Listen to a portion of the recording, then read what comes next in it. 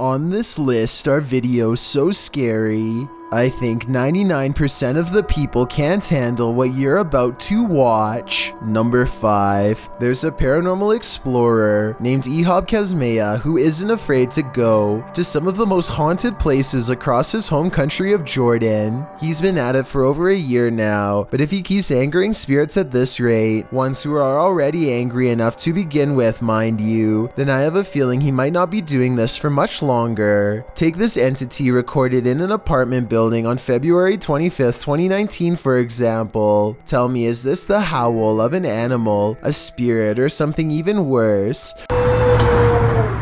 Within minutes, it transforms into the low moan of a person. أعوذ بكلمات الله التامات من شر ما خلق. As he's exploring from apartment to apartment, he quickly learns that some rooms are well guarded. بسم الله الرحمن الرحيم. الله يلمس. And some are completely off limits to the living. يا حي يما حي حي حي حي. Did he reach with his right hand and grab the door himself? It happens too fast to tell, but I don't think so. There's one room in particular that gives me a really terrible feeling. This one. His flashlight chances upon a crouched figure that does not show a single detail even under a direct beam of light. Tell me how I'm able to tell these bars are blue, but unable to see any color behind the figure that's standing directly behind it. When he flashes his light in the same place literally 5 seconds later, it's gone. But out of all of these strange encounters, what scares Ihab the most is this black snake, which he names the video after, and which he is convinced is actually a demon in disguise. I think this little snake, who seems to try and hide under a board from him, is the least of his worries. I mean, this is obviously not a demon in my opinion. I'm guessing this black snake is from cultural mythology. It would be like if we saw a black cat outside of a haunted house. Speaking of which, that's exactly what happens with this second animal encounter during another urban exploration adventure in Jordan. This one a year earlier on July 19th, 2018. A creepy cat follows them all around and stares at them from different places despite getting no food or affection the entire time. Ihab has visited enough abandoned houses to suspect that this is a jinn assuming animal form, and I was going to question his judgment until he tells the animal he's not afraid of it, and then this happens. راح أضلني أحكي معاكي لا تحكي. بسم الله. So could it be one of his friends standing behind the door off camera? But don't you think it's weird that the cat doesn't run away after the door slams? It just keeps staring from its perch above. Meanwhile, this area caught my eye. Something peeking from around the corner is darker than the rest of the floor and looks like a head. In fact, it looks very similar to the spirit that was watching them in the last video. Are they one and the same? Number 4. A while back, Chills covered a video by a YouTuber named Donnie and his shadow person problems. The video generated a ton of interest, so we wanted to revisit his channel and analyze some other important videos and information. So a little more about Donnie first. He is an expert ghost hunter who travels all over North America capturing electronic voice phenomena, or EVPs for short, aka the speech patterns of a spirit. His speciality is, get this, angry poltergeist activity. His home in Canada was his one quiet place to retreat from his paranormal adventures, but on November 28, 2019, he revealed to his subscribers that something had followed him home. He first noticed its presence 3 weeks prior, but this was the first day he got strong paranormal evidence on camera. Nobody else is in the house, and he was just in his room, but somehow this happens. What the? Skeptics will say that he moved the light himself before recording, and I agree this could be true, but that's not where it ends. His dog Terry is standing on alert, as if someone is at the door. Who's here? But no one is there, no one at all, and when Donnie turns around, he finds the kitchen light is swinging with a fresh momentum that, if he were to have done this himself, would not have lasted in the time it takes for him to climb down the stairs and see what's wrong. And when he checks the first light to see if it's slowed down at all, he finds it's still swinging with as much momentum as before, even though it's well over a minute later. There's no time lapse, no editing, no cuts. The basement is where the shadow person resides, so after the incident with his swinging lights, this is the first place Donnie goes to do a little paranormal experiment with the help of his dog. Sure enough, Terry wants nothing to do with the downstairs area. Maybe Donnie should take the hint and stay out of there himself, but giving up is not what a ghost hunter does, especially in their own home. Here's where it gets absolutely strange. Terry looks like he's focused on something, probably this odd shadow bouncing in the corner of Donnie's frame. Terry, you don't gotta be scared. You come with me. Come on. As of January 18th, 2020, the ghost became enraged. The light is swinging, same as before, so Donnie knows to expect anything.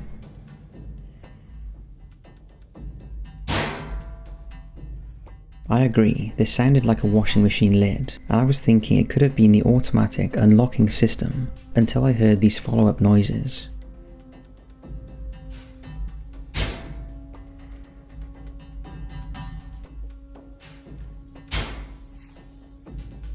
Less than a minute later, his basement camera picks up this black mass soaring out of the darkness without a sound. I notice that this supposed shadow person leaves a shadow of their own against the wall. A shadow leaving a shadow doesn't make much sense, but a thrown pillow does. Then again, I've never seen an actual shadow person before, so who knows if they have one of their own. We do get to see a better glimpse of the shadow person again on January 1st, 2020. When a black object flies across the doorway and lands with a thud, loud enough to upset Terry the dog.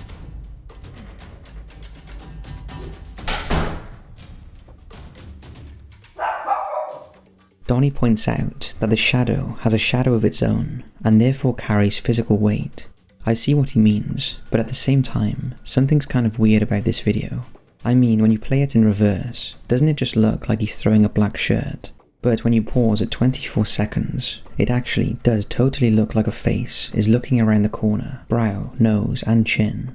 So you know what, I take back everything I just said. This is almost definitely real, and I think it's best if we just stop talking about it, because I actually might have just creeped myself out. Number 3. I wanted to share a blog I came across called Extreme Haunting that's run by a woman known only as Carmen. She is a very private person with a job to protect, so all I will say is that Carmen lives way out in the countryside on a farmhouse next to an abandoned barn that's over 100 years old. Now, before I get into what's lurking around her house, freaking out her and her husband, let me first say what makes her website unique. You see, Carmen is not looking to get famous. She is reaching out to others who are dealing with the emotional shock of actually living in a haunted home and needs support from someone who understands. She knows how hard this is to go through and wants to help others while sharing her own experiences as a way to heal from them. So for 50 years, a man lived here before her, and he was a hoarder. The house was covered in his stuff when Carmen first moved in, including down in the basement, which Carmen says she really hates going down into because of how scary it is, and also just so happens to be where this paranormal activity occurred on June 27th, 2017. This moment comes after 10 minutes of talking to herself about random things.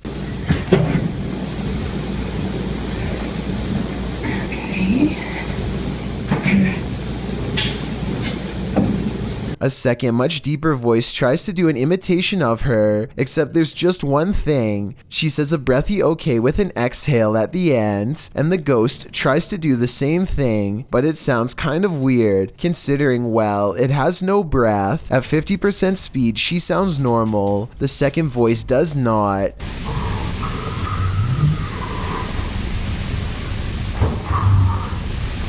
And did you see this? At 8 seconds, a mysterious white light flies across the room, approximately 1 second after the ghost responds. Weird, right? Well, it's about to get even stranger. The ghost is always trying to get attention in various ways, and because it will start acting up if ignored for too long, Carmen tries to take some time out of her day to document what's going on and calm it down. This room full of dolls gets a lot of activity, no surprise if you ask me, and this happened on March 9th of that same year. A white object object appears and disappears multiple times by one of the dolls. It's about the size of someone's head and looks kind of like a face. It might just be a reflective surface, but look around. Nothing else is doing that. So what it is, I'm not exactly sure. Carmen doesn't see it, so maybe it's nothing after all. But there's still something in the room with her, as this next part shows. I don't see anything.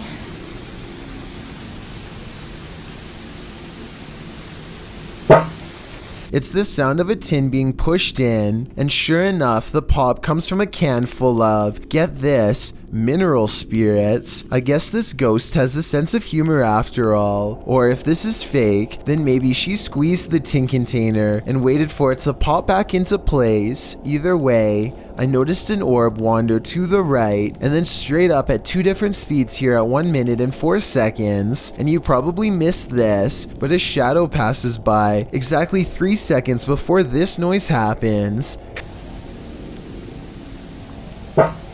It's actually running towards the direction of the tin. That shadow person sighting was only for a split second. It would be over a year later before Carmen captures this incident, which is much clearer and occurred on June 3rd, 2018. A tall person doesn't just walk, they literally glide by the door outside of the 100-year-old barn. Carmen said she would post the full video, but it's been a while, and her last upload was 5 months ago as of the time of this video, so it's probably not coming out anytime soon. I think this shadow person is most likely the man who lived before her, the hoarder who spent most of life collecting things before passing away. His belongings could have carried a charge of paranormal energy that allowed him to remain on Earth well past his physical lifetime. I wish Carmen the best of luck in her haunted home, and if you want more paranormal video evidence, check out her blog dating all the way back to 2013. That's a really long time to keep making videos that get, on average, less than 50 views,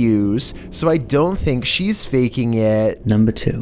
Paranologies is a company that's been designing custom paranormal investigation and research equipment for professional ghost hunters for over 10 years. Founded by engineer and paranormal expert Jeremy Jones, Paranologies has fine-tuned its instruments over the course of 700 home investigations throughout the United States, to the point where they have become leaders in the industry. A lot of their early experiments were caught on video on their channel, and let me tell you, they are plenty scary. You can check them out for yourself using the link provided in the description below. But out of all of their uploads, I wanted to focus on 3 videos that make up what I like to call the Eddie series, where Jeremy documents the exploits of a doll with red hair, red shoes, and a striped shirt, like a real counterpart to the movie Child's Play. On August 23rd, 2017, Jeremy heard what he describes as plastic moving again across the floor for the 3rd night in a row. He grabbed his camera and went into the doll room. From behind are voices, followed by a faint ringing noise, like a bell. I think this could be the television from another room, but it surprises him, so maybe it is small noises like he fears.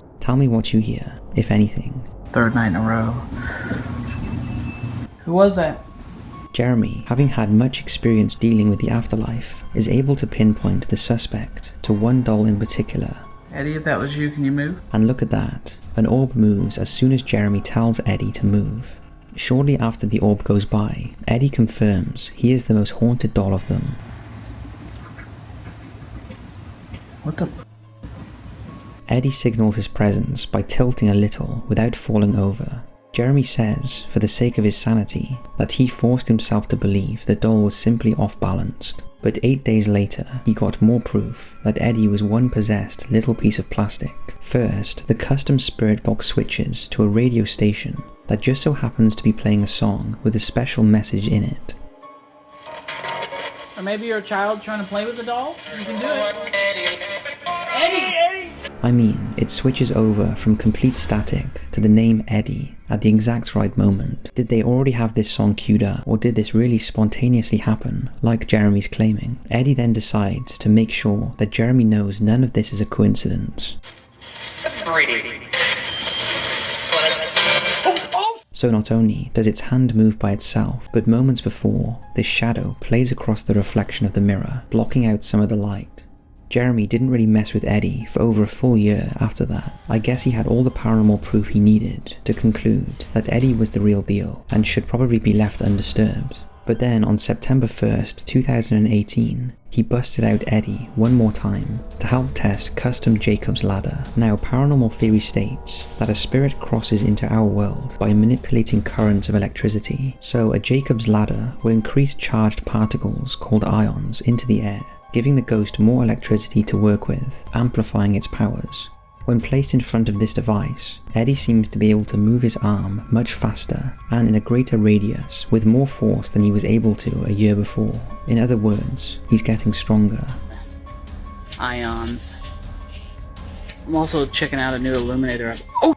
Perhaps there really is something to the Jacob's ladder theory after all, or maybe Jeremy Jones figured out a way to fake this video in a way that it did not detect. I want to know if this really happened, so let's talk about what you think of Paranologies and their old pal Eddie. Before we get to number 1, my name is Chills, and if you're curious about what I look like in real life, then go to my Instagram at DylanIsChillinYT and tap that follow button to find out. Have you seen the number 15 music video yet? If not, you're definitely missing out. It's a proven fact that generosity makes you a happier person, so if you're generous enough to hit the subscribe button and the bell beside it, then thank you. This way, you'll be notified of the new videos I upload every Monday, Wednesday, Thursday, and Saturday. Number 1. A group of teens step out of a small blue room wearing concerned faces. They all turn around and dare to look back for a second glimpse at what's inside. A creature that I'm not ready to show you yet, but one that is going to creep you out as much as they are in just a moment. Before I show you what they were up against on that day, see if you can help me figure out where this video is from. There's no sound, so I don't know what language they are speaking. One of them is wearing a shirt that says SunGuard, which is a US solar company, but that doesn't necessarily mean this video is from America. This pink ram decorator is our second regional clue. If anyone could tell me what part of the world would hang this up on their door, then it would help us figure out where this creature was spotted. The crowd finally parts wide enough to grant the cameraman a clear shot of the room.